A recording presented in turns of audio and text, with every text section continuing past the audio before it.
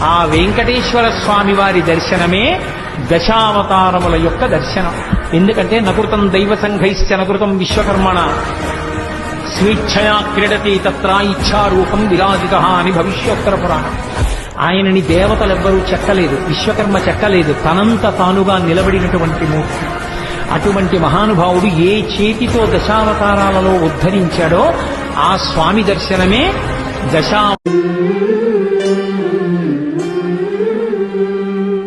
అలర చంచలమైన ఆత్మనందుండ నీ అలవాటు చేసే నీ ఉయ్యాల.